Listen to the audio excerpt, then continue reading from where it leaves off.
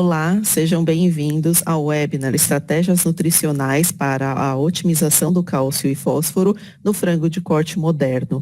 Eu sou Márcia Nishizawa, gerente de marketing em avicultura na América Latina da DSM Firmenich, e é um enorme prazer recebê-los para discutir um tema de tamanha relevância no nosso setor.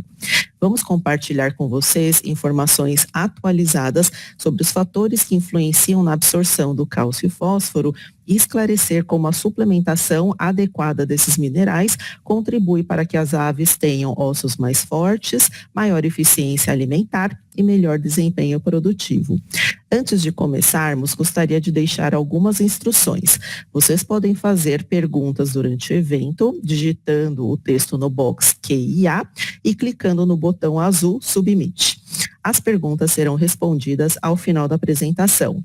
É possível escolher o idioma das legendas selecionando o idioma desejado na janela Caption ou Legendas, clicando no canto inferior direito da tela.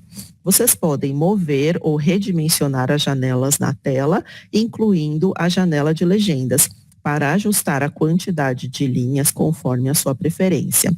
Para isso, arrastem a janela do canto inferior direito. Caso precisem retornar à configuração inicial, basta pressionar a tecla F5 para a atualização da página. Apresento a vocês o moderador do evento, Carlos Lozano, é médico veterinário com uma trajetória de destaque na indústria avícola, respaldada por um mestrado em ciência animal pela Universidade de Alberta, Canadá, e um diploma em ciências avícolas pela Universidade Hebraica de Jerusalém, Israel. Sua carreira profissional abrange amplos papéis em gerenciamento e direção técnica em empresas líderes de produção avícola, além de uma sólida experiência no ensino para estudantes de graduação e pós-graduação. Atualmente é Global Product Manager de Special Nutrients e High-D na DSM Firmenich Animal Nutrition and Health, onde aplica seus conhecimentos científicos e estratégicos no desenvolvimento de soluções inovadoras para a nutrição animal. É com você, Carlos. Muchas gracias, Marcia, por la presentación. Como tú mencionas, vamos a tener un webinar muy interesante para toda la industria de la producción avícola. Y es por eso que tenemos hoy como invitados a 3 presentadores muy reconocidos en la industria avícola y los cuales desarrollarán los temas de mucho interés que tenemos para ustedes hoy. El primero de ellos es el profesor Alex Mallorca. El profesor Alex Mallorca es brasileño, zootecnista de formación de la Universidad Federal de Santa María. Tiene una maestría por la Universidad Federal de Río Grande del Sur. Es doctor de la Universidad Estatal de Sao Paulo. Es muy reconocido por ser profesor de más de 50 estudiantes de maestría, doctorado, y tiene una gran producción científica, y por eso la contribución que él presenta a la industria de la producción animal y de la nutrición es muy reconocida no solamente en Brasil, sino en toda Latinoamérica y, por supuesto, en el mundo. Doutor Mallorca, por favor, continue. Em primeiro lugar, eu queria agradecer o convite para estar aqui com vocês hoje discutindo um assunto tão relevante nos últimos anos, né, que nós temos discutido muito, que é o cálcio, né, nos nossos frangos de corte atual, né, quais são os desafios e as prováveis soluções para isso. Então, eu queria agradecer a Ana Dói, que é minha aluna de mestrado, e também a Universidade Federal do Paraná por ter concedido, né, esse tempo para que eu esteja aqui discutindo com vocês nesse período.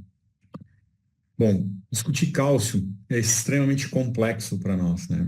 Porque o cálcio ele tem uma série de processos que envolvem a sua utilização e a sua deposição que muitas vezes dificultam a nossa interpretação de resultados experimentais, né?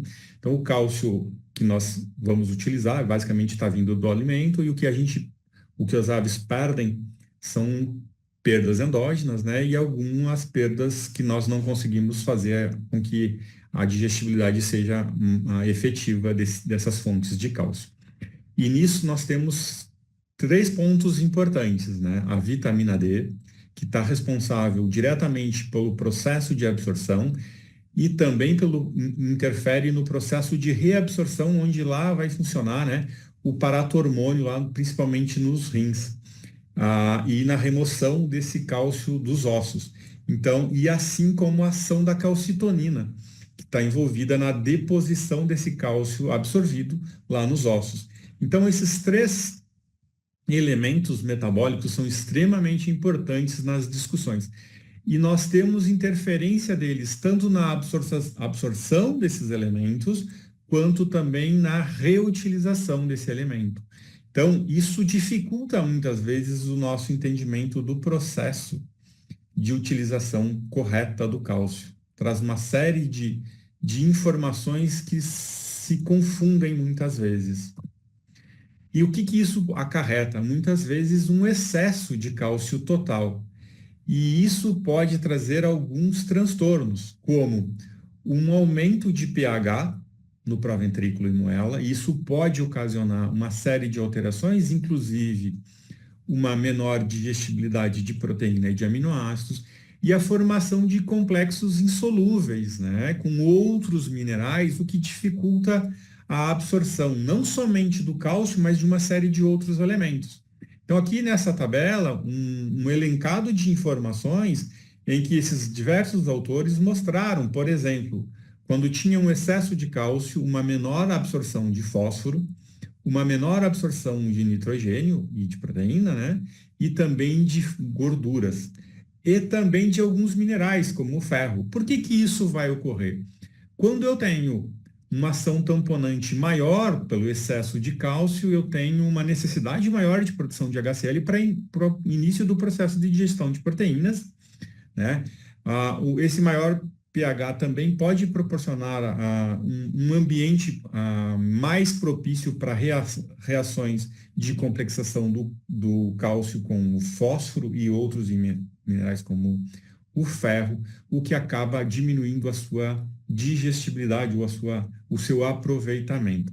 Então, esses trabalhos mostram, né, que toda vez que nós temos um erro nas nossas fórmulas com excessos de cálcio, muitas vezes porque nós não sabemos adequadamente as concentrações de cálcio, a real solubilidade desse calcário.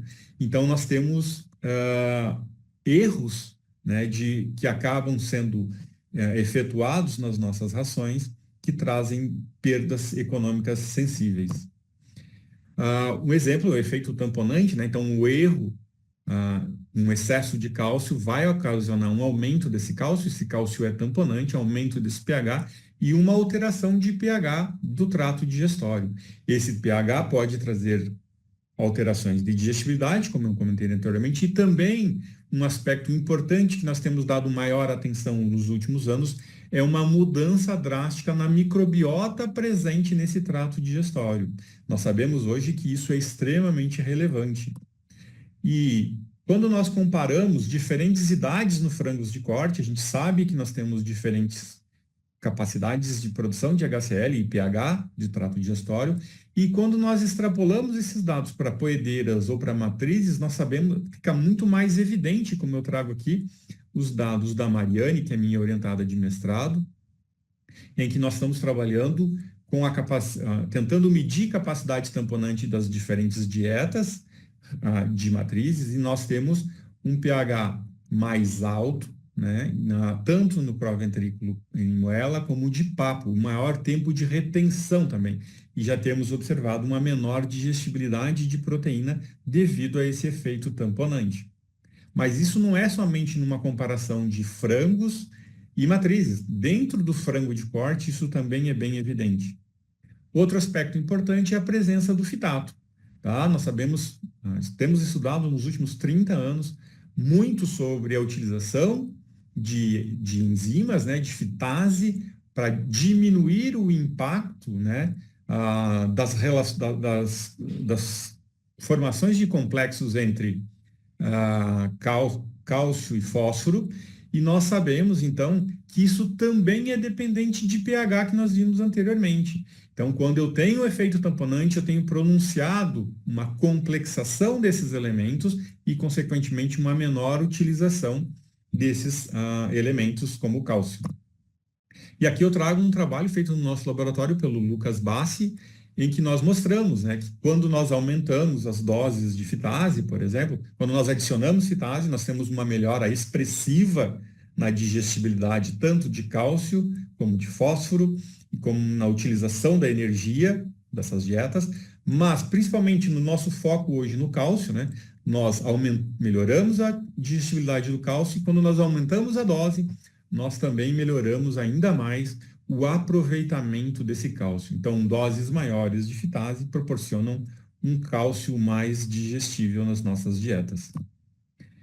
E a nossa principal fonte de cálcio nas nossas dietas, pelo preço, né, vai ser o calcário. Então, esse calcário muitas vezes nos traz confundimentos, porque nós não sabemos a real disponibilidade, a real concentração de cálcio e a real disponibilidade de cálcio nesses elementos.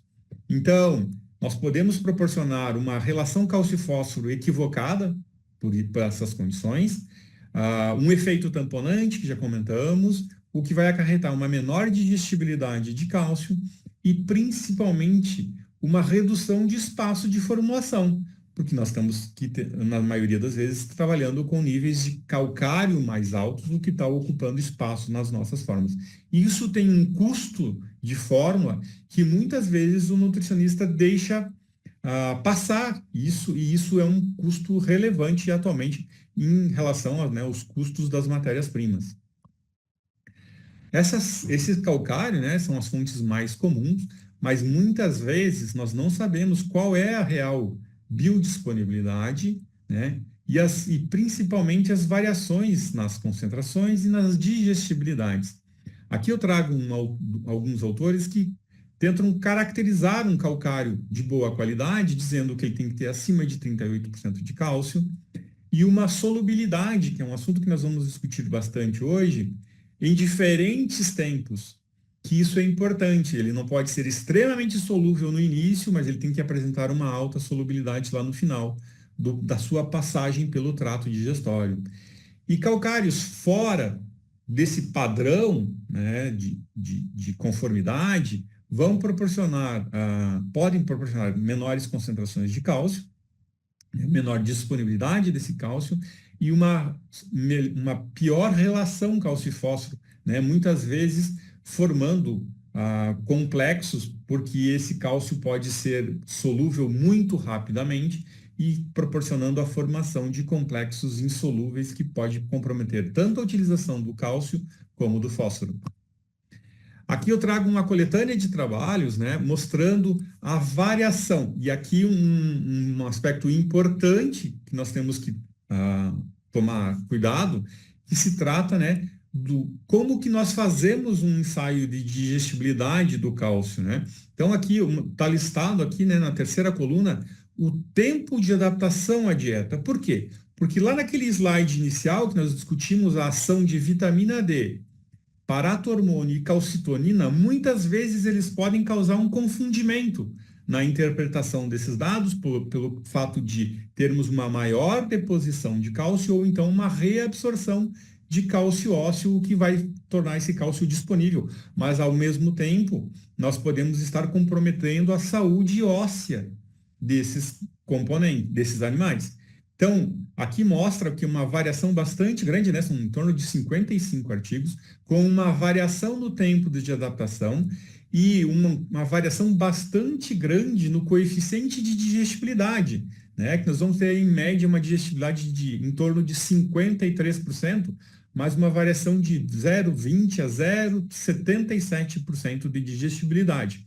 Então, isso mostra que nós precisamos entender ou conhecer melhor o calcário que nós estamos utilizando.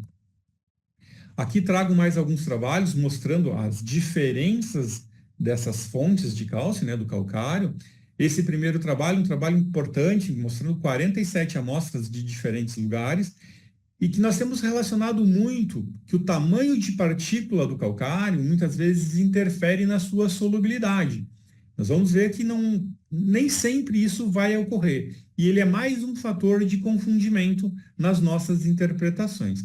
Então, em média, desses 47 amostras, né, em média a concentração de cálcio foi em torno de 36,5 de cálcio. O tamanho médio das partículas em torno de 318 micra, mas uma variação bastante grande, entre 70 e 495. e uma solubilidade em torno de 59%, a solubilidade total em torno de 59%. Já nesse outro trabalho, né, também mostrando uma caracterização aí de um calcário com uma concentração um pouco maior, mas um tamanho de partícula também dentro dessa faixa de 300 micras, né? E esses autores consideraram que somente 32% de todas essas amostras foram consideradas boas, né? E nisso, aqui no Brasil, nós temos tentado também trabalhar algumas amostras. E eu trago esse trabalho aqui do Everton Crabbe da Embrapa, né, publicado no comunicado técnico da Embrapa, mostrando que esses 25 amostras de calcário de todo o Brasil, para tentar fazer uma configuração mais correta de diferentes fontes, diferentes regiões, né? Isso é praticamente impossível. O Everton mostra nesse trabalho claramente, né, que nós temos uma variação na concentração de cálcio muito grande e também uma concentração de tamanhos de partícula e de solubilidade. E que essas mudanças de tamanho de partícula nem sempre acompanham diferenças importantes de solubilidade, como ele mostra aqui, eu mostro aqui nessas duas amostras que eu marquei em vermelho aqui para nós vermos. Dentro disso, né, o que essa solubilidade pode interferir? Então, o calcário ele tem que estar solúvel, né? Somente o calcário solúvel é que ele vai ser aproveitado. Mas eu tenho que entender que eu tenho um tempo de utilização, de absorção desse calcário ao longo do intestino delgado, principalmente.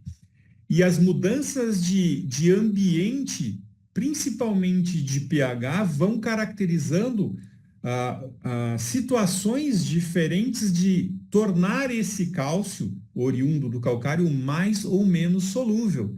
E isso pode interferir muito com a absorção tanto do cálcio e como do fósforo.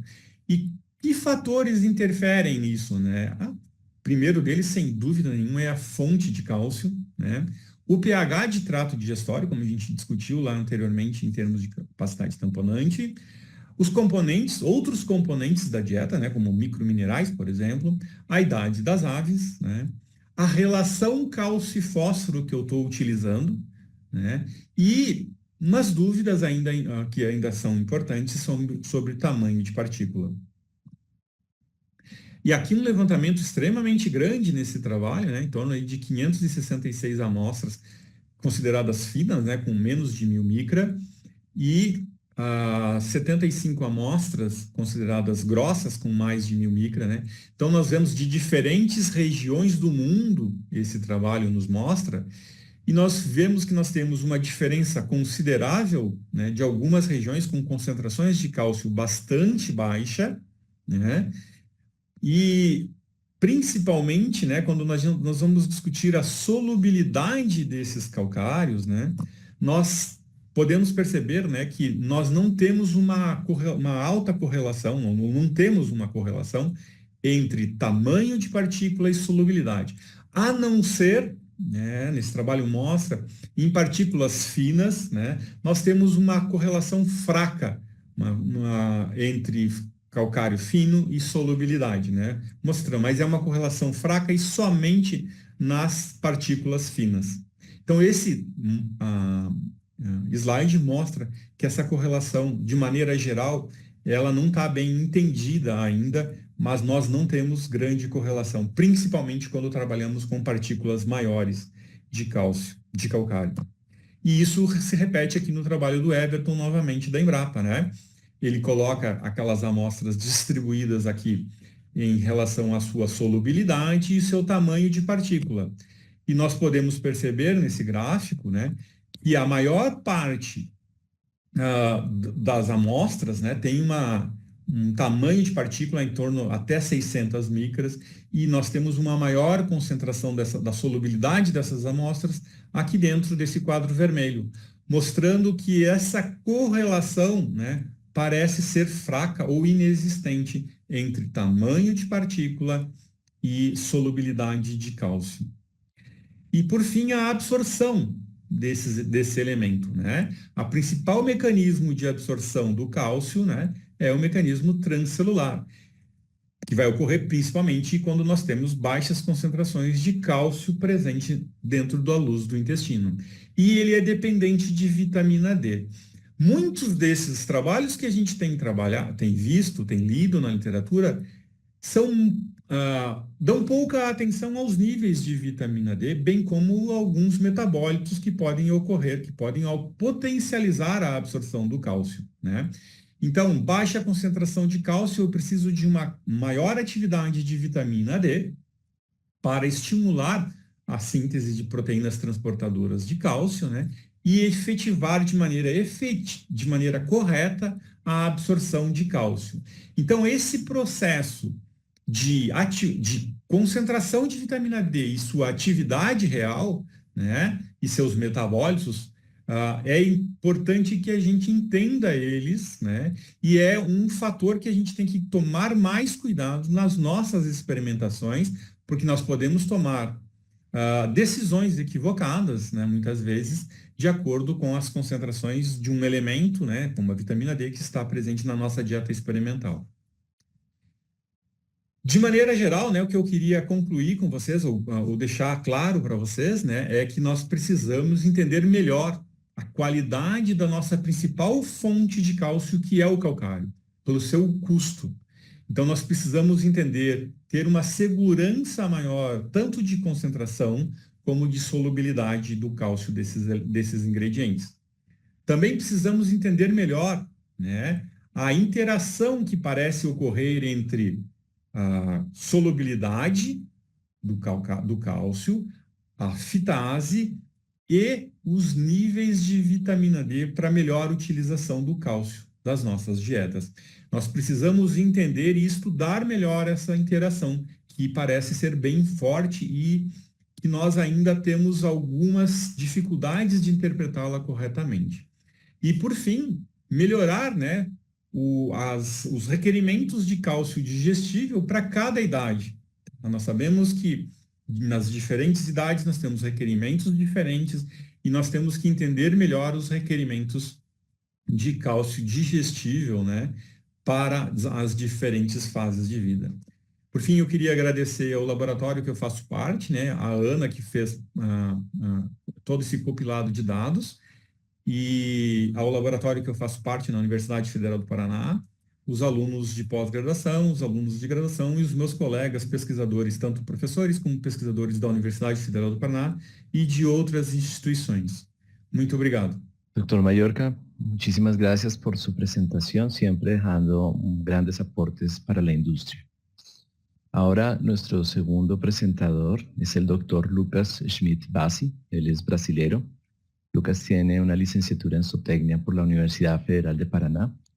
Tiene un doble doctorado, uno de ellos con la Universidad Federal de Paraná, otro con un instituto de investigación en Dinamarca, donde su foco de investigación ha sido el uso de aditivos para mejorar la nutrición mineral de pollos de engorde.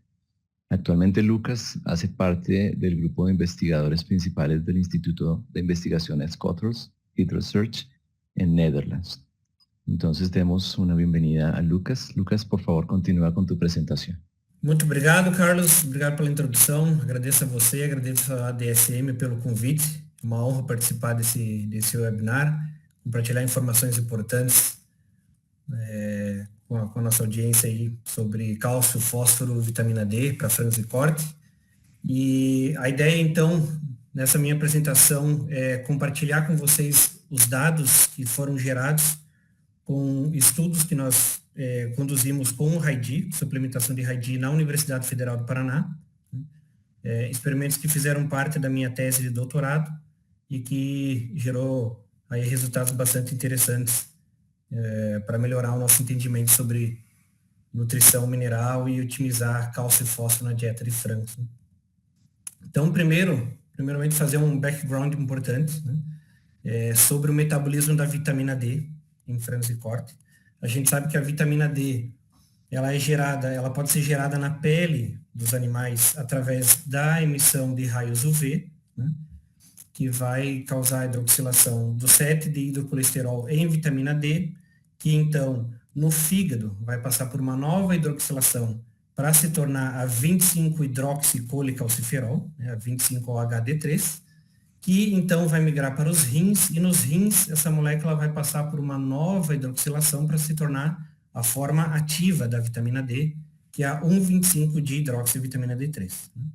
Essa forma ativa da vitamina D vai então migrar para os órgãos-alvo, né, principalmente o sistema esquelético e o sistema intestinal, digestivo, onde, através de uma série de aumento de expressão de moléculas transportadoras de cálcio e fósforo, né, de absorção de cálcio e fósforo, vai então melhorar a mobilização e o aproveitamento do cálcio e fósforo vindo da dieta. Né. Porém, nos sistemas que nós temos hoje, né, sistemas mais intensivos, sistemas modernos de criação de frangos, de produção de frangos, a gente sabe que animais em confinamento, né, especialmente em sistemas, por exemplo, dark house, que não tem luz natural, somente luz artificial, né, combinado com linhagens modernas de alto crescimento, um crescimento super elevado, uma necessidade metabólica muito alta, né, os animais eles não podem depender somente dessa produção natural, digamos assim, da vitamina D, né, e dos seus metabólitos ativos. Então, a solução, a gente sabe, é suplementar a vitamina D na dieta, normalmente feita através de um premix vitamínico mineral. E a vitamina D, no caso, a vitamina D3, que normalmente é a forma suplementada nesse premix. Porém, o que a gente vai destacar aqui, e destacar nesses estudos, não a vitamina D em si, mas os benefícios da utilização da 25-hidroxi, né, que tem sido alvo de estudos recentes em nutrição animal, nutrição de monogástricos, né, que é a ideia de nós pularmos uma etapa, digamos assim, e suplementarmos diretamente a 25-hidroxi, né, na dieta desses animais. Ou substituindo a vitamina D3 no premix, ou então em conjunto com a vitamina D3 no premix. Né. E por que isso? Porque isso é vantajoso, ou pode ser vantajoso para o animal. Os estudos mostram que a 25-hidroxi, né, esse metabólito da vitamina D, ele possui uma melhor absorção no intestino. Então, os receptores de vitamina D na borda intestinal, né, voltada para o lúmen, eles têm uma maior afinidade pela 25-hidroxi comparado com a vitamina D3. Então, ela tem uma absorção mais rápida e mais eficiente. E como nós pulamos uma etapa de hidroxilação do fígado, né, essa vitamina D ela não vai precisar ser hidroxilada em 25-hidroxi, pois a gente já está suprindo a 25-hidroxi diretamente. Pode ser até que tenha aí um certo consumo menor de energia, né, se a gente está pulando uma etapa química da ativação da vitamina D. Então, de uma forma geral, é uma molécula de maior biodisponibilidade. Por isso aí a ideia de trabalhar com essa molécula 25-hidroxi na suplementação mineral de frangos e corte, ao invés da vitamina D3 comumente usada no premix. Então, para isso foram diversos estudos conduzidos para avaliar, né, para validar o uso da 25-hidroxi, né. Ao todo, 7 experimentos. O que eu vou estar apresentando aqui para vocês hoje é um resumo dos 3 experimentos que nós conduzimos na Federal do Paraná, que fizeram parte da minha tese de doutorado, então não vou falar sobre todos os experimentos, mas pelo menos esses 3. O objetivo geral desses 3 experimentos, de uma forma combinada, foi então avaliar o efeito do RAID, né, do 25-hidroxi, em desempenho, integridade óssea, desenvolvimento ósseo, né, e o status de vitamina D de frangos e corte. Para isso, juntamente com isso, avaliar interações do RAID, com o que aconteceria se nós reduzimos níveis de cálcio e fósforo da dieta, e um possível sinergismo com a fitase, né, que também tem esse efeito de melhorar o aproveitamento de cálcio e fósforo da dieta, o que poderia gerar um efeito aditivo da fitase com o RAID. Nós também avaliamos isso em um dos experimentos. O primeiro experimento foi publicado, né?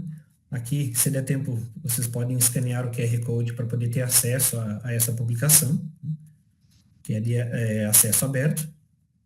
E nesse primeiro experimento, então, foi conduzido com animais em gaiolas, né? Utilizamos animais de 1 dia de idade, criados de 1 a 21 dias de idade, na sala de metabolismo da nossa Universidade Federal do Paraná, em Curitiba. Uma dieta farelada, uma dieta padrão à base de milho e farelo de soja. E o que nós fizemos, então, foi trabalhar com níveis reduzidos de fósforo disponível, né? Fizemos um fatorial 4x2 com e sem a suplementação de RAID na recomendação do produto, que seria de 69 miligramas por tonelada de suplementação, e ao mesmo tempo, então, reduzindo de 0,45, que seria aí um nível mais perto do recomendado, para 0,86, né, uma redução pesada de fósforo disponível, né, e avaliar o efeito sobre o desempenho, crescimento e desenvolvimento ósseo dos animais, né. Importante, todas as dietas continham fitase, também numa dose comercial, e todas essas dietas, mesmo as com ou sem inclusão do RAID, elas tinham premix, né, níveis regulares de premix vitamina D em todas essas dietas, né, 4.000 unidades internacionais. E o cálcio, importante também mostrar que o cálcio da dieta ele foi fixo, então nós reduzimos somente o fósforo disponível. Avaliamos desempenho, características ósseas, digestibilidade de cálcio e fósforo no ilho, né? E também coletamos amostras de sangue para análise da concentração do 25-hidroxi em si no sangue desses animais, né? Para ver como que é a absorção do componente. Resultados nós vemos, então, primeiramente, um aumento de ganho de peso e uma redução na conversão, né? Aqui a gente tem 5,4% o aumento de ganho de peso e perto de 2% de redução da conversão, né? De 1 a 21, então no período inteiro, período experimental avaliado, melhorou o desempenho, a inclusão do RAID, certo? E também a gente vê nessa linha o verdinho mais clarinho, que melhorou, independente do nível de fósforo da dieta, nós tivemos um aumento na digestibilidade de cálcio e de fósforo nas dietas, em torno de 5 a 6%, com a inclusão do RAID, certo? Aumentamos também o conteúdo de cinzas, né, ou seja, o conteúdo do teor mineral dos ossos, né, na tíbia desses animais, suplementados com o RAID. E também aqui, muito interessante, que é o que nos prova, digamos assim, que esses efeitos eles estão relacionados à suplementação do RAID, que é justamente a concentração do elemento no plasma sanguíneo, né? Então, a suplementação do RAID aumentou os níveis circulantes da 25-hidroxi no sangue desses animais, mostrando que efetivamente esse 25-hidroxi ele está sendo absorvido, né? Ele tem essa absorção mais fácil comparado com a vitamina D, e por conta desse pool maior de 25-hidroxi no sangue, nós dizemos que o animal ele tem um maior status de vitamina D, né? Ele tem uma maior disponibilidade de vitamina D no metabolismo, para poder, então, ativamente melhorar a absorção de cálcio e fósforo e gerar esses resultados em desempenho e em teor de cinzas ósseas.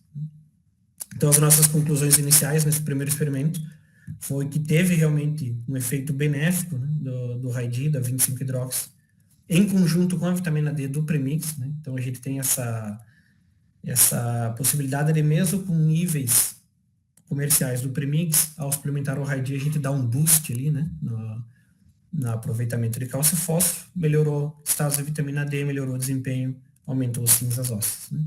E como não houve interação entre a gente reduzir os níveis e suplementar o RAID, ou seja, a suplementação do RAID ela foi eficaz independente dos níveis, mesmo em níveis mais altos ou em níveis padrões de fósforo da dieta, a gente vê que ela, na verdade, então, ela está potencializando um transporte ativo, né, de cálcio e fósforo. A gente viu na palestra do professor Alex que quando nós temos níveis maiores de cálcio e fósforo na dieta, esse cálcio e esse fósforo ele é absorvido de forma passiva, né? Porém, com um maior status de vitamina D, através do 25-hidroxi, a gente pode potencializar ou pode melhorar transporte ativo, né? Aumentar o mecanismo dos animais de transportar ativamente esse cálcio e fósforo e assim aproveitar melhor o que está sendo suprido na dieta. No experimento 2, ele é uma continuação direta do primeiro experimento, porém aqui é um experimento bem similar, a única diferença é que desta vez nós fomos um pouco além na redução de fósforo e nós também reduzimos cálcio. No primeiro experimento, cálcio foi fixo em 0,9. Aqui nós reduzimos de 0,9 para 0,6 e o fósforo disponível de 0,45 até 0,3, mantendo ali constante a relação cálcio-fósforo de 2 para 1. E uma redução, então, antes era 0,36, agora fomos além até 0,30 de fósforo, uma redução bastante brusca, comparada com o requerimento dos animais. De novo, todas as dietas, aqui no experimento 2, esses 8 tratamentos, continham fitase e continham vitamina D no premix. Certo? Aqui nós tivemos já um efeito do cálcio e fósforo no desempenho. Então, quando nós reduzimos além de 0,35, 0,7, teve uma queda no ganho de peso, um aumento da conversão. Porém, independente dos níveis de cálcio e fósforo da dieta, nós tivemos aqui, na linha verde, um aumento 2,25% do ganho de peso e uma redução de 3,3% da conversão. Né? Então, de novo, mostrando que a suplementação do RAID melhorou o desempenho desses animais. Para a digestibilidade, então, de novo, independente dos níveis de minerais da dieta, aqui na linha preta nós vemos que a suplementação do RAID, né, a níveis comerciais, 69 mg por tonelada, melhorou a digestibilidade tanto do cálcio quanto do fósforo, de novo, por conta daquele aparato de você aumentar a capacidade do animal de absorver cálcio e fósforo no intestino. De novo, um aumento do status de vitamina D, da concentração da 25-hidroxi no sangue, né? E nesse estudo nós também avaliamos não somente a 25-hidroxi, mas o próprio cálcio e o próprio fósforo circulante, né, no sangue dos animais, e nós vimos um aumento também dos dois minerais, a concentração desses dois minerais no plasma dos animais, mostrando que então efetivamente a gente suplementa a 25-hidroxi, vai estar gerando todo uma maior expressão de transportadores de cálcio e fósforo no intestino, vai estar absorvendo efetivamente esses minerais da dieta. Em ossos, né, o resultado de crescimento ósseo é a mesma coisa, um aumento aqui em vermelho, a gente vê um aumento significativo, tanto de cinzas quanto dos minerais, dessa vez também de cálcio e fósforo, deposição no sistema esquelético, e também resistência óssea, força de quebra óssea foi melhorada com a suplementação do RAID, independente se era numa dieta com menos cálcio e fósforo, quanto numa dieta com mais cálcio e fósforo. Né? Então vai estar realmente potencializando o desenvolvimento do sistema esquelético desses animais, o que a gente sabe que é muito importante para também saúde e bem-estar. Né? Aqui, um fator muito importante desse segundo experimento é que nós trabalhamos com... A gente bolou um cálculo para ter uma equivalência de cálcio e fósforo do RAID, né?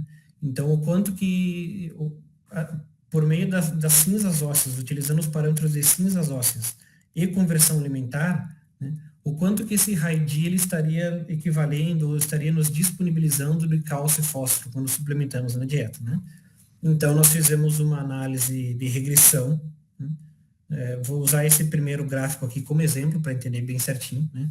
Aqui, então, para cinzas ósseas, a equivalência de cálcio, utilizando o parâmetro de cinzas ósseas. Nós temos a linha vermelha, suplementação com o RAID, as piramidezinhas, os triângulos, e a linha azul sem o RAID. Né? E nós tivemos os 4 níveis de cálcio na dieta, de 0,6 a 0,9, e a gente, então, plota essa linha, plota esses valores e faz uma regressão para, por exemplo, para atingir um nível alvo de 52,1% de cinzas ósseas, quanto que eu precisaria de cálcio tendo o RAID na dieta, então aqui entre 0,6 e 0,7, quanto que eu precisaria de cálcio se eu não suplementa o Raidi na dieta. Então, em torno de 0,8, né? Essa diferença, então, do 0,8 para entre 0,6 e 0,7, a gente fez a média entre esses 4 pontos plotados, né? Para cada linha, com e sem Raidi, e fez a diferença para descobrir, então, a equivalência de cálcio e equivalência de fósforo do Raidi, tanto para conversão, né, uma conversão alvo, quanto para deposição de cinzas no osso. Né? E está aqui a média desses 4 pontos, exemplificado aqui, calculado, então, uma equivalência de 0,10, 0,08 para fósforo disponível, e 0,2, 0,16 para cálcio, quando trabalhamos com cinzas e conversão. Né?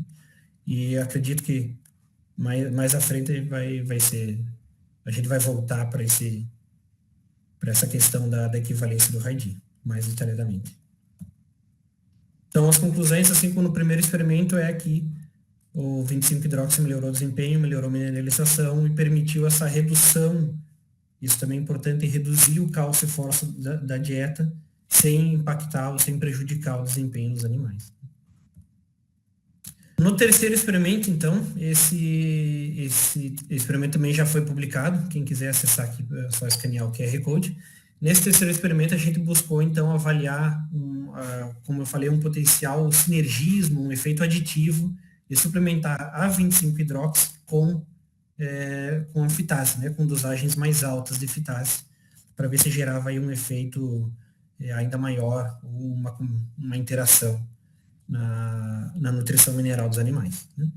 Esse experimento ele foi um experimento um pouco maior, ele foi conduzido não na Universidade Federal, mas no Centro Experimental da própria DSM, em Mairinque, São Paulo. Né? Foi um experimento um pouco mais longo, foi até 42 dias, um experimento de piso, né? E um fatorial 2x2, 4 tratamentos, nós trabalhamos com e sem Raidi, novamente ali na dosagem comercial, e com 2 dosagens de fitase, então 600 unidades do Raiforus, ali uma dosagem mais padrão, né? E uma dosagem considerada mais alta, que seriam 2.000 unidades do Raiforus. Mantendo cálcio e fósforo fixo nessas dietas, porém num nível reduzido, né? 0,6 e 0,3, que a gente pegou o menor nível que nós trabalhamos no experimento anterior e transmitimos aqui para trabalhar também nesse experimento. Bom, nós não tivemos interação entre a fitase e o Raidi, porém nós observamos efeitos aí de ambos os aditivos, né? Primeiramente, na fase inicial de 1,21, nós vimos uma melhora no desempenho, então, novamente com o efeito do Raidi, né? Um aumento no ganho de peso, uma redução da conversão alimentar, que também gerou um aumento significativo do ganho de peso no período total experimental, de 1 a 42, né? E também um efeito da fitase, né? A gente aumentando a dose da fitase, reduziu a conversão aí na fase final, né? E no período total. E esse efeito, é importante mencionar que esse efeito da fitase, quando tem uma dosagem mais alta, né, além de uma dose padrão, digamos assim, ele está atrelado, né, ao que nós chamamos de efeitos extrafosfóricos, né, que uma dosagem mais alta, uma disponibilidade maior de fitase vai estar agindo no fitato, né, de uma forma mais eficaz, liberando não somente fósforo, mas liberando outros nutrientes, aminoácidos, até mesmo moléculas de amido, outros minerais, cálcio, zinco, que estão presas no fitato e que vão estar sendo liberadas por uma dosagem mais alta, que então a gente acredita que gerou essa redução na conversão. Novamente nós vimos então esse aumento, né, já pela terceira vez, no terceiro experimento, comprovando o aumento na concentração sérica do 25-hidroxi, quando nós suplementamos o Raidi, tanto para 21 quanto em 42 dias de idade. Então, novamente, vai estar, né, esse status de vitamina D maior, né, uma maior disponibilidade, e vitamina D maior aparato para absorção de cálcio e fósforo no intestino, que vai estar, então, gerando aquele impacto positivo no desempenho. Né? Então, uma conclusão rápida desse experimento: nós não obtivemos a interação, não obtivemos o efeito sinergismo, né, entre a fitase e a 25, mas o efeito benéfico de ambos os aditivos em melhorar desempenho, melhorar a vitamina D, né, tanto vindo do Raidi, quanto uma melhor desempenho vindo desse aumento da dose, né, um possível efeito extrafosfórico da fitase. Uma mensagem final, então, para concluir. resumir a ideia geral desses 3 experimentos, né? Eu acho que eles deu para estabelecer muito bem a 25-hidroxi, o High-D, como uma ferramenta eficaz para melhorar a nutrição mineral, otimizar nutrição mineral em conjunto com níveis regulares da vitamina D, né? Vindos do premix, então tendo um a mais, né? Além das 4.000 unidades ali padrões, né, requerimento de vitamina D para o animal, o efeito do 25-hidroxi em aumentar o status da vitamina D, justamente por ser uma molécula de maior biodisponibilidade, né? O animal vai estar utilizando esse cálcio e fósforo para melhorar o desempenho, para fortalecer o sistema esquelético, né? Importante para a saúde e para o bem-estar desses animais, principalmente liagens modernas, né? Mas de um crescimento mais acelerado, que às vezes o sistema esquelético acaba sendo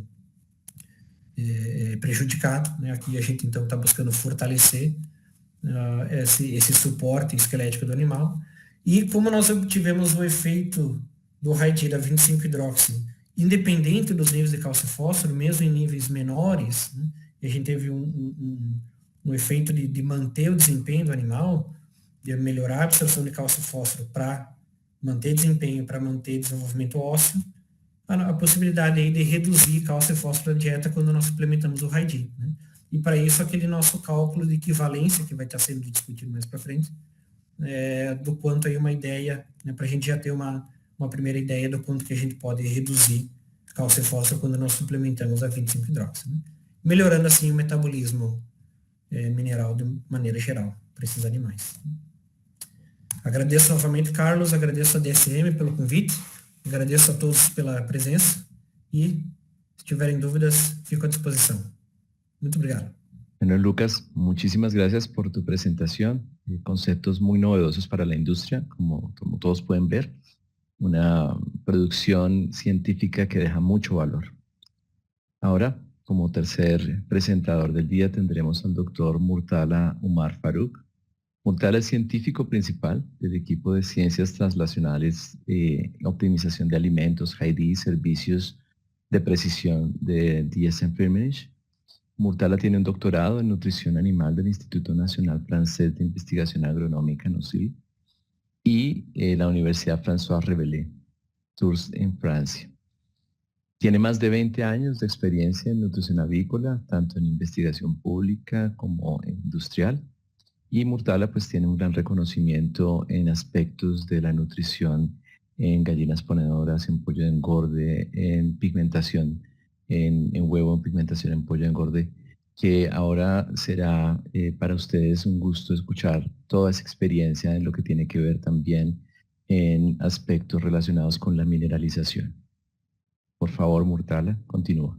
Thank you very much, Carlos. Thank you very much, Mr. Chairman. Good afternoon, ladies and gentlemen.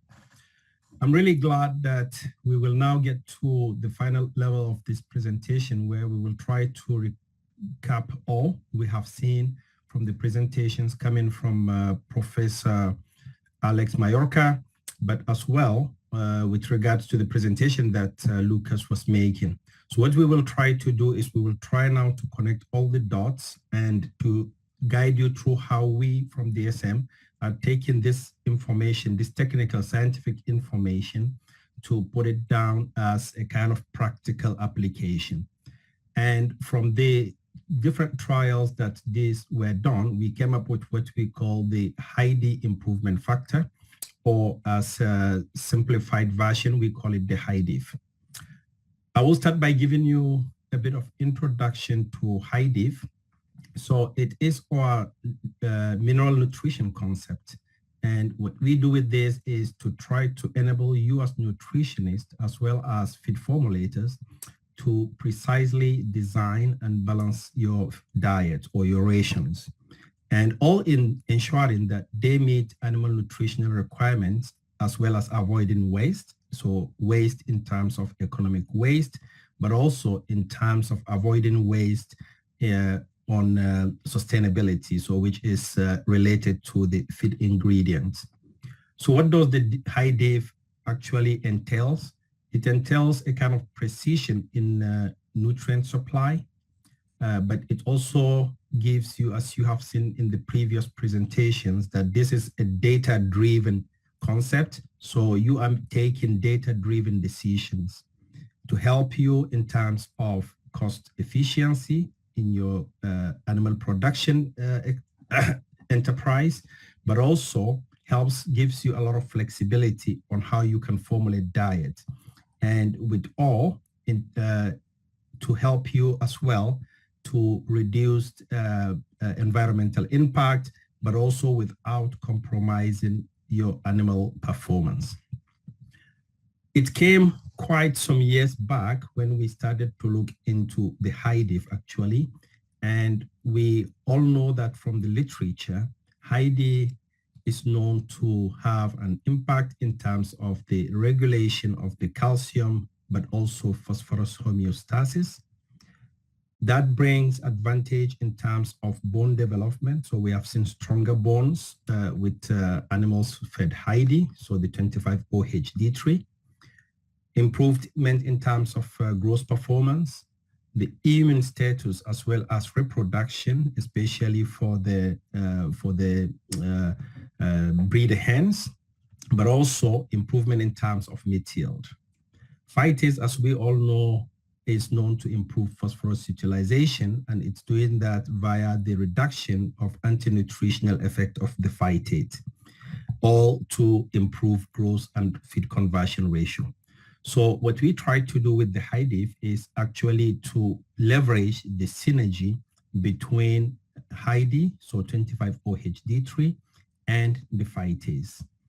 In the previous trials we have conducted internally, we have also seen that there is an improvement in terms of the tibia strength, apparent phosphorus utilization, and apparent calcium utilization when HiDiff is combined with phytase. So as you can see in this trial, we have 4 different treatments, one being the control, HiDiff at the standard dose, phytase at quite low dose of 750, but the combination of the two came up with superior calcium utilization, significantly higher phosphorus utilization, as well as tibia strength. So in all leveraging this, we came up with what we call the HiDiff for broilers. And the HiDiff for broilers is part of the trials that you have already seen being shown by Lucas Bassi previously, where we used up to 42 days cob broilers. And this was a 2x2 factorial design. I will not go into the detail of the trial as this has already been discussed previously, but taking into account the linear regression analysis that was done in order to determine the calcium as well as available phosphorus equivalency in terms of the bone ash, but also in terms of feed conversion ratio. So taking this data into account, we came up with what we call the HiDiff broiler.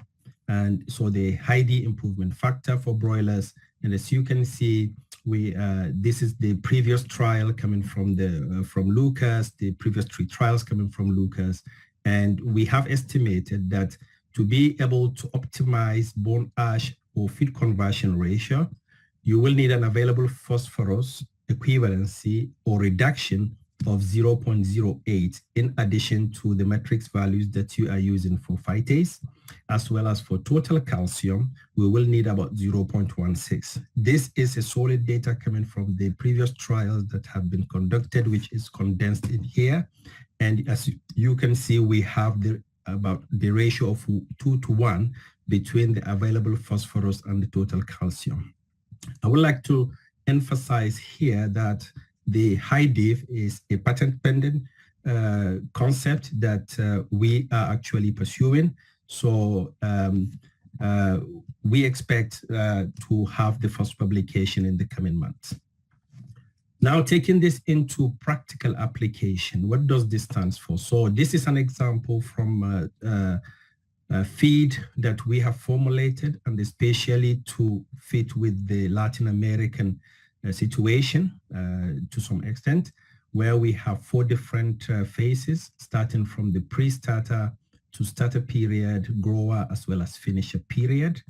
And the different diets contain different levels of nutrients. So that is the metabolizable energy moving from 3,000 kilocalorie up to 3,240 kilocalorie, with a crude protein dropping down from 23 to 18%, as well as calcium and available phosphorus respectively dropping from 9550 to 6838. And we have made some few calculations in terms of the feed cost. And what we have seen actually is what you see here on the table is a comparison between a standard diet and a diet that has been applied with the high diff. So in terms of reduction, we see that we have about on average $2 reduction, which is variable between the different phases. And this is very much related to the level of the dicalcium phosphate that you have into your diet. In terms of overall reduction on percentage, this is around 0.5% reduction that this gives you. And we have took this data, tried to look at it from the environmental perspective. And from the environmental perspective, the reduction of 0.5 percentage of dicalcium phosphate will give you about 9% carbon reduction. And this is related mainly to the fact that the category relating to the use of mineral resources is actually very much reduced. So in terms of practical benefit, this is a concept where we try to bring in more precision in mineral nutrition in order to have cost efficiency as well as optimization of the feed and the feed ration, but also improvement in animal performance so that not to have any compromise in the animal performance, but also reducing the environmental impact as well as flexibility in feed formulation. And all this with the confidence that it is a data-driven concept, as you can see previously how this was established. In terms of economical benefits, based on the simulations that we have done, but very much related also to the different conditions. But from the conditions that we have made the simulations, we were able to have about €2 savings per ton of feed, and also about 9% reduction on environmental footprint relating to mineral resources. In overall, so as you know, the genetic selection, so modern broilers, they really grow fast and they have great muscle deposition right from their young age, and also therefore they will need a very strong skeleton. Otherwise, we will end up with a skeletal disorder if we do not actually have the right mineral requirement that will sustain the growth of the animals. So we are all looking into strategies on how we could reduce the production cost, but as well how we could reduce the negative impacts on the environment. We know that we offer a solution which is HYDI, and we know that it improves mineral metabolism, and also it enhances the calcium as well as phosphorus utilization. And therefore, we propose an improvement factor that we call the HYDIF, and this is to allow reduce the inclusion of calcium and phosphorus, so total calcium and available phosphorus, by complementing the effect of the phytase. As we have seen, HYDIF has shown the potential to reduce the dietary calcium as well as phosphorus without compromising the performance as well as and health of the animals, as well as reducing the waste to the environment. If you need any more further information or guidance, please reach out to any of your DSM Firmenich representative, and we will be glad to walk through your individual cases in order to see how HYDIF could actually leverage and support your production. With this, I will say thank you all for your attention and thank you for listening. And I will give back the mic to the chairman. Thank you very much. Ótimas apresentações, muito obrigado aos palestrantes. Vamos passar agora à sessão de perguntas e respostas. Chamo o professor Carlos Lozano para ser o moderador do nosso evento. Por favor, Carlos, pode seguir com as perguntas. Muchas gracias, Marcia. Aquí de nuevo vamos a tener la oportunidad de interactuar con nuestros conferencistas. Tenemos una gran cantidad de preguntas y pues voy a empezar dando secuencia a algunas que tienen una pregunta similar, ¿no? Entonces, una de ellas es para el profesor Mallorca. Profesor Mallorca, además de esa información que usted nos compartió sobre la digestibilidad de estas fuentes de calcáreo, ¿hay alguna información que tenga que ver con otros minerales que sean contaminantes de estas fuentes que las personas en campo tengan que tener en cuenta para seleccionar um calcário? Sim, Carlos, é uma pergunta bem pertinente, tá? Porque essas fontes de calcário, elas têm, né, concentrações de diferentes minerais, concentrações variáveis de diferentes minerais. E esses minerais interferem de forma direta na solubilidade do cálcio, né? Então, nós temos, isso é uma atenção que tem que ser dada, inclusive para nós, quando fazemos experimentos de digestibilidade de cálcio, né? A interação, a concentração de alguns elementos que são mais magnésio, o próprio ferro e o zinco. Esses elementos têm grande capacidade de complexação, né? Então, essa solubilidade do cálcio que a gente tanto discute, são vários fatores, né, que vão interferir sobre ela. Isso está relacionado diretamente com a digestibilidade. E esses elementos, eles influenciam de forma direta, né, aumentando ou diminuindo, principalmente em altas concentrações, aumentando, fazendo com que a solubilidade seja menor, porque há uma complexação e, consequentemente, essa fração do cálcio vai se tornar insolúvel, consequentemente, a capacidade de absorção desse cálcio vai ser menor. Então, isso é um dos principais fatores que interferem na digestibilidade do cálcio. Só que isso é um fator que nós muitas vezes relegamos, né? Como eu comentei anteriormente, nós relegamos o conhecimento maior sobre as nossas fontes de cálcio, não o nosso calcário. Porque calcário, em primeiro lugar, é um componente barato, né? E nós temos pouca preocupação, né, com ele. Mas, sem dúvida nenhuma, a concentração desses minerais, nós temos que dar maior atenção, porque eles vão interferir de forma direta sobre a solubilidade do cálcio e, consequentemente, a sua digestibilidade, principalmente o magnésio. Ok, muchas gracias, profesor Mallorca. También tenemos otra pregunta para usted sobre la relación calcio y fósforo, ¿no? Lo que podemos estar nosotros haciendo tal vez no muy preciso si no conocemos la digestibilidad de estas fuentes, ¿no? Muchas veces es una regla considerar una relación 2:1, pero posiblemente sin conocer la digestibilidad de estas fuentes esa relación no sea así. Entonces, si se quisiera extender un poco más sus comentarios en esa área. Sim, é outro fator muito importante, tá? Porque nós usamos cálcio total nas nossas dietas e fósforo digestível há décadas, né? E todo o nosso conhecimento, né, está baseado nessa relação de dois, quando nós não tínhamos muita noção das reais implicações na digestibilidade do cálcio e do próprio fósforo, né? E a partir do momento, acho que um divisor de águas nesse aspecto foi a introdução de fitase e agora mais recentemente doses maiores de fitase, em que nós começamos a entender melhor que o cálcio teria um papel muito importante sobre essa disponibilidade tanto dele, né, propriamente dito, como do fósforo, e nós começamos a entender melhor que outros elementos estão presentes nessa implicação, como a presença do fitato em diferentes concentrações em cada ingrediente. Então, essa relação de 2:1, ela foi estabelecida, conhecimento muito menor sobre as interações que esses dois elementos promovem dentro do trato digestório, como, por exemplo, o pH de trato digestório, de proventrículo e de moela, e propriamente de intestino delgado.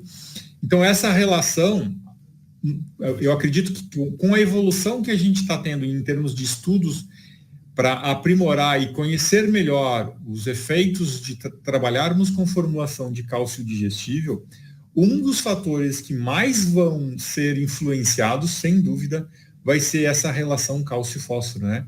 E mesmo porque essa relação, como eu expliquei anteriormente, a relação cálcio-fósforo ela vai depender de alguns momentos, de algumas fases, de alguns momentos fisiológicos desses animais, né? Quando nós temos uma maior deposição, por exemplo, ou uma menor deposição, então o trabalho de dietas, talvez com níveis diferenciados de relações cálcio-fósforo, nas diferentes momentos, né, numa dieta pré-inicial e uma inicial totalmente diferente de terminação, ela é uma perspectiva bem forte, que a gente entenda que essa relação ela não é fixa de 2 para 1, né, como nós tínhamos até um tempo atrás, né?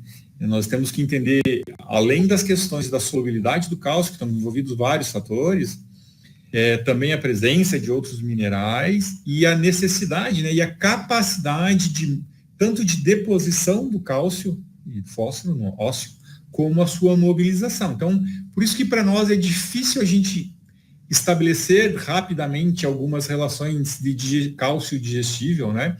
A mobilização e a deposição, elas estão trabalhando dependente aí de vitamina D, a calcitonina e paratormônio. Então, essas relações, muitas vezes, quando nós trabalhamos, a gente não consegue ver essas mudanças, porque eu consigo mobilizar. Mas, sem dúvida, nós vamos trabalhar, vamos chegar em relações bem diferentes, não, mas diferentes, principalmente em relação ao momento da ave, cada momento de deposição que essa ave se encontra. Tá. Y profesor, es claro que tenemos que tener mucho más conocimiento sobre estas fuentes de calcário, de calcio, que tal vez cobran más importancia ahora con los desafíos que las nuevas líneas genéticas, estas líneas modernas de crecimiento rápido y de alta eficiencia alimenticia requieren de una nutrición más precisa, ¿no?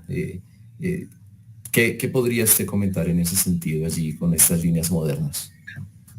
Duas coisas importantes, né? Essas linhas, né, elas têm curvas de crescimento um pouco diferentes entre si. Então, uma das coisas que nós vamos ter que entender são as diferenças marcantes que existem nas questões ósseas, né, e as suas deformidades e a sua saúde óssea entre as linhas. Isso é uma coisa que eu acho que é uma linha de pesquisa que nós temos que aprimorar, temos que desenvolvê-la, porque nos nossos experimentos parece que essa deposição é diferente, consequentemente as exigências são diferentes, né? E relacionado a isso também, né, como a gente salientou várias vezes, né, conhecer melhor as nossas fontes de cálcio e fósforo, saber o nosso fósforo, né, quando a gente está trabalhando com diferentes dosagens de fitase, por exemplo, qual é a nossa real disponibilidade, né, qual que é a nossa matriz de eficiência dos elementos. Lembrando que há uma diversidade, uma variabilidade muito grande de interpretação de matrizes, das diferentes matrizes por cada nutricionista, e isso também tem uma influência sobre esse crescimento é muito rápido. Então, principalmente nas primeiras dietas, nós temos que ter uma disponibilidade, né, desses elementos muito maior do que nas fases finais, né? Que aí vem toda a questão da mobilização. Mas eu entendo que com essas novas linhagens nós temos duas diferenças bem marcantes em questões ósseas dessas linhagens, os nossos conhecimentos para essas linhagens. Okay. Dr. Murtala, we have a couple questions related to Heidi. And in the previous question, Dr. Mallorca was explaining the effect or the importance of having a more precise nutrition for the new genetic lines. And we have a question here that traditionally the people have used Heidi until the 21 days, the first 2 weeks. So with the new genetic lines, we can follow that suggestion that used to be the most common form to use the ID, or probably we need to adjust something. Thank you, Carlos. Based on the literature that we have seen, and also with regards to the improvement in terms of genetics, all evidences are moving towards the direction that we will need to get to about 28 days. That is absolutely the minimum. It might probably be higher than the 28 days, but as of today, we can actually recommend that we should move into about 28 days of supplementation. And the reasons are multifaceted. When we look at the improvement in the genetics and also the speed of development that is actually going on within the broilers of today, the modern genetics, what we could actually recommend based on our different trials that we have looked into is to go into about 28 days. Okay. And you mentioned research in broilers, but there's another question. People would like to know if we have information in laying hens. And you show us this concept of ID improvement factor for broilers. So yes. We also have a similar concept for laying hens. Yes, we do have a similar concept in laying hens. And for laying hens, we basically are basing that based on the eggshell formation, so the quality of the eggshell. And we do have quite a lot of trials and also publications which actually supports the fact that the supplementation of 25-OH-D3 is beneficial, most especially not only on the performance of the laying hens, but also on the quality of eggshell. And I can provide you with some of the trials for the people asking the questions. And we have seen basically that with the presence of 25-OH, we quite do have higher performance in terms of the performance of the laying hens. So as we are moving towards the trend of getting to the 100 weeks, that's the 500 eggs per laying hen. And we see that basically, yes, with the supplementation of the 25-OH, given the fact that it is more disponible for the animals to utilize it, so it is creating this balance between the calcium and the phosphorus balance within the laying hens, and which is actually given more benefit with regards to eggshell formation. So with regards to laying hens, yes, it's more of the eggshell quality as well as the performance of the laying hens. Yes.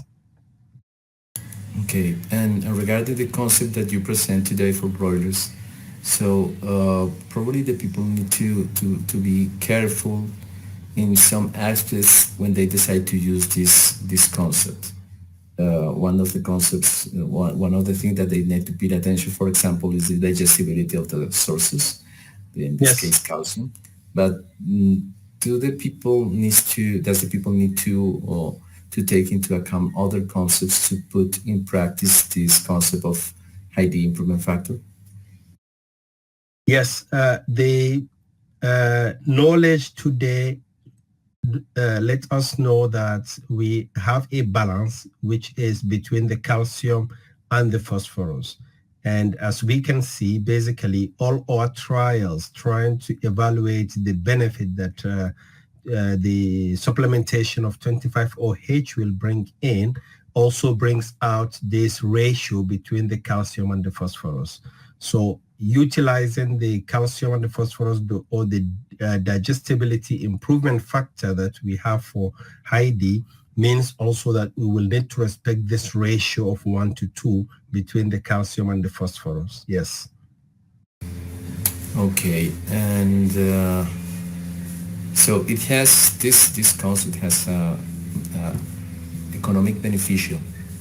Yes. Benefit. So it's have you put this in practice and the people can be confident of using this concept? Yes, we have used that in practice, and as also Lucas has mentioned in his presentation, as well as the basic knowledge that Professor Mallorca has shown us today, we have every confidence to believe that this is going to work, but we have also put it in practice. So that is the reason why we have the trials that we have been mentioning about. And basically, yes, we can have confidence to put that in practice.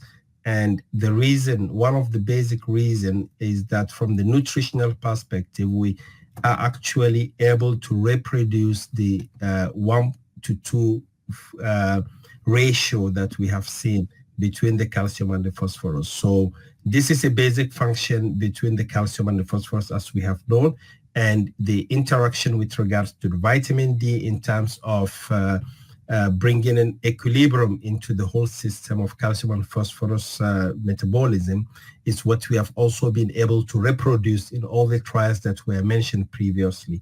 So yes, from this point of view, we can say, yes, we have ever full confidence to move into that direction.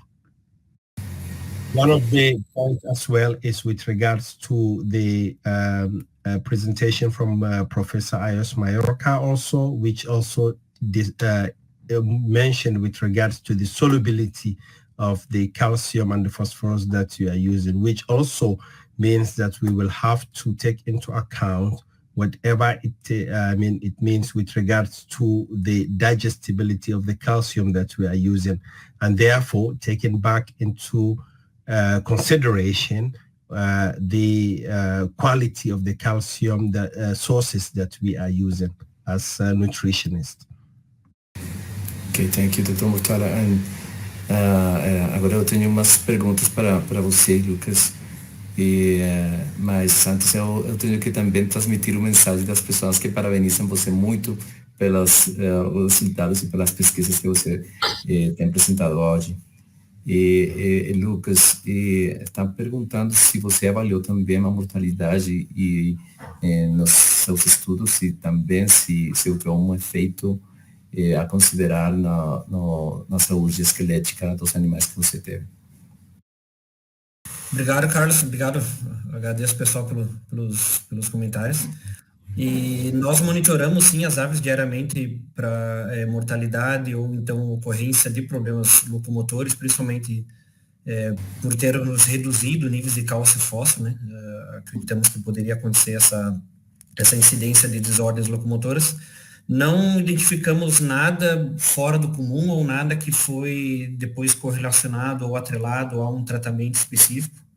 Então, no caso desses experimentos, não avaliamos nenhuma incidência incomum de problemas locomotores ou problemas de desordem esquelética.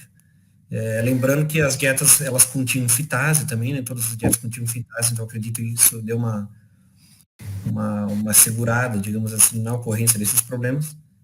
Mas dos nossos experimentos não observamos nada anormal nesse sentido. Y también presentaste resultados sobre los niveles circulantes de vitamina D. La metodología que fue empleada, ¿qué metodología es y qué tan disponible está para hacer trabajos en campo? Então, a metodologia que nós usamos para avaliar o status de vitamina D, né, que seriam os níveis circulantes da 25-hidroxi, foi uma metodologia bem simples, bem prática, que é o DBS, que seria o Dried Blood Spots, né?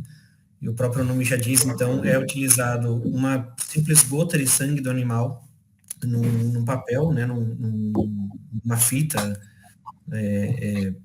literalmente é um papel onde você pinga essa gota de sangue dentro do círculo, dentro aí de uma área específica, e então feita toda uma análise por colorimetria, espectrofotometria de diversos componentes no sangue, e um deles incluindo a 25-hidroxi, né?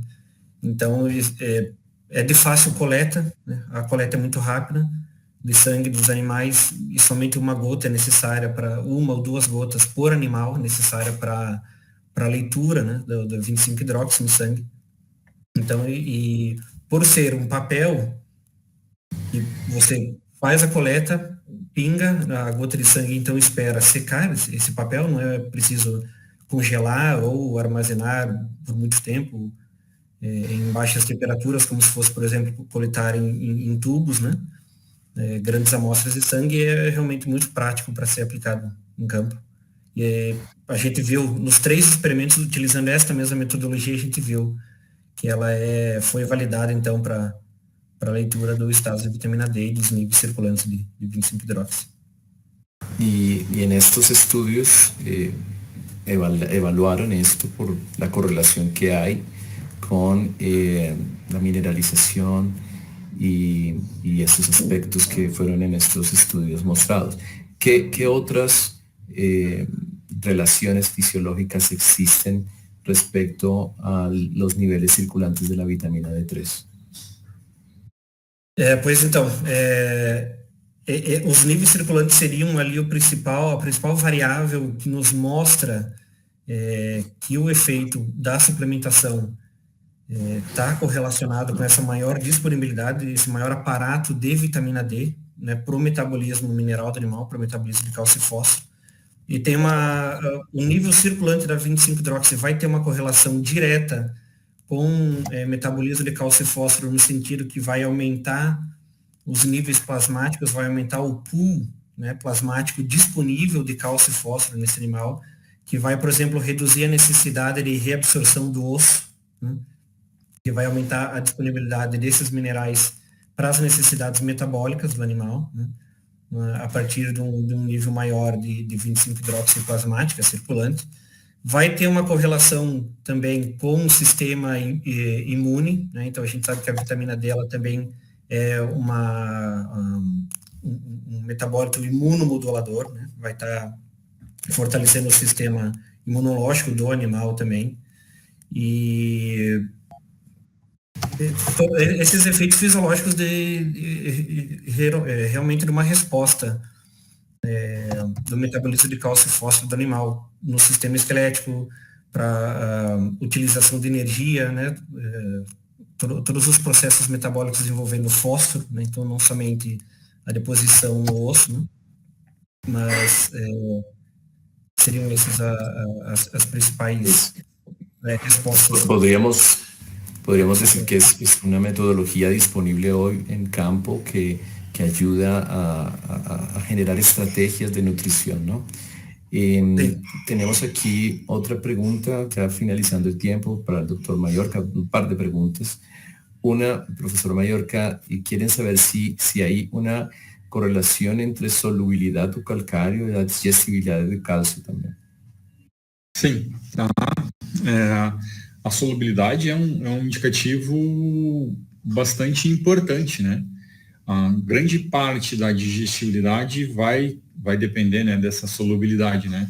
Então, tanto é que nós temos evoluído muito em termos de cálculos de digestibilidade, e eles se baseiam principalmente no quanto esse cálcio é solúvel em diferentes tempos, em diferentes pHs, né? Simulando, né, a nova metodologia aí que trata de digestibilidade, né, leva em consideração pH para determinação da sua solubilidade. Então, essa correlação ela é forte, né? Então, mas ela não é forte no sentido de que quanto maior a solubilidade, maior a digestibilidade, ou o inverso, né? Eu tenho que ter solubilidades em diferentes tempos diferentes, porque nós temos que lembrar que quando nós estamos tratando de trato digestório, o alimento percorre diferentes segmentos, e esses segmentos têm diferenças bastante sensíveis de pH. E isso pode potencializar, facilitar a complexação, né, a ligação do cálcio com outros elementos, ou dificultar. Então, isso é importante que a gente entenda, porque muitas vezes a gente tem uma visão de que a solubilidade maior ou menor está relacionado com a digestibilidade maior ou menor. Eu tenho tempos diferentes e pHs diferentes, né? E eu tenho que tentar fazer essa correlação com os pHs que o alimento, né, essa fonte de cálcio vai transcorrer ao longo do trato digestório. Isso é extremamente importante, porque há mudanças sensíveis de pH, né? Se nós pegarmos pH de proventriculo, pH de moela, e de papo e depois de intestino delgado, eu tenho uma variação grande. Essas variações possibilitam ou dificultam a complexação entre os minerais, né?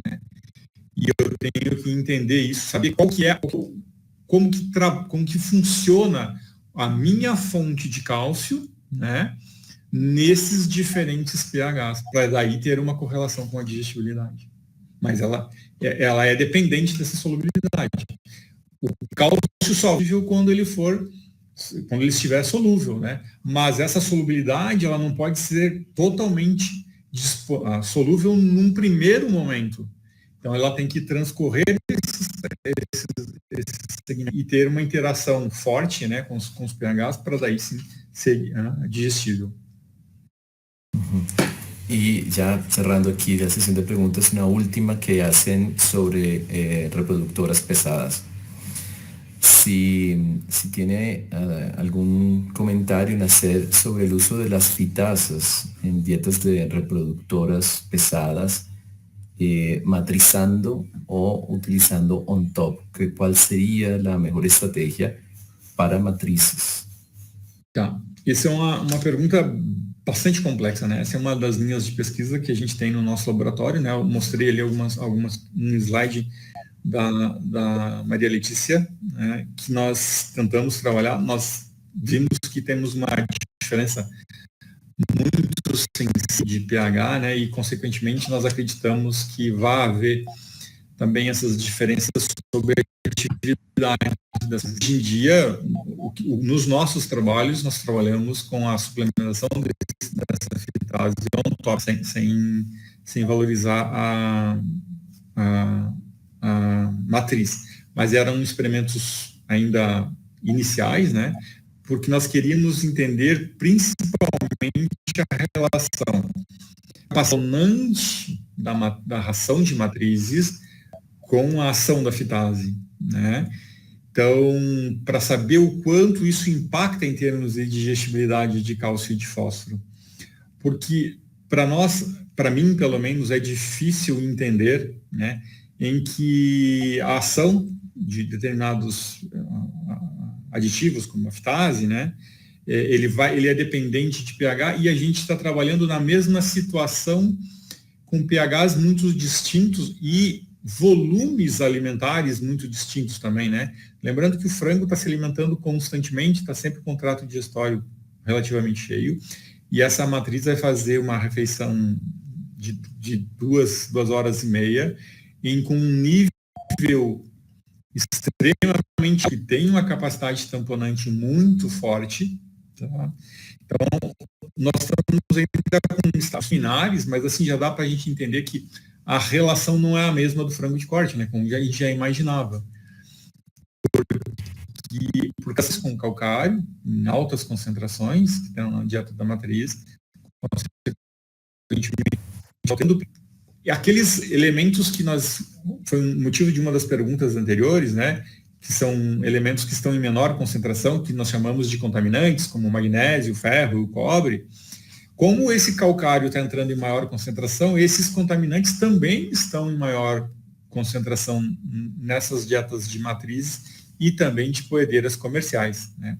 Então, isso para nós ainda é uma incógnita bastante grande no laboratório, é uma das linhas de pesquisa que a gente tem desenvolvido, mas a gente tem já, assim, de premissa, assim, que essa relação ela é diferente e que a gente precisa entender ela melhor, né, para saber como usar essa ferramenta tão promissora não, tão eficiente como são as fitases, né, de uma maneira mais correta, né, mais coerente nas dietas de matrizes e de poedeiras. Bueno, creo que estamos acercándonos ya al tiempo y quiero agradecer a ustedes, conferencistas del día de hoy, por sus presentaciones, sus respuestas en la sesión. Las preguntas que no hayan sido respondidas, nosotros les enviaremos la respuesta de nuestros conferencistas vía correo electrónico. De mi parte también un agradecimiento especial y Marcia, por favor. Muito obrigada pela participação de todos, as falas foram ótimas e alertando também que todos os participantes que estão inscritos aqui neste webinar receberão um e-mail com o link da gravação dessa sessão por e-mail dentro de 24 horas após o término da nossa gravação, tá? E também eu peço para que todos vocês façam a avaliação que vai estar disponível na tela de vocês logo após o encerramento do webinar. É muito importante para nós o feedback de vocês, para saber qual foi a percepção dessa sessão que nós tivemos hoje e como nós teremos mais adiante para que a gente consiga também implementar melhorias. Muito obrigada a todos. Obrigado, até mais.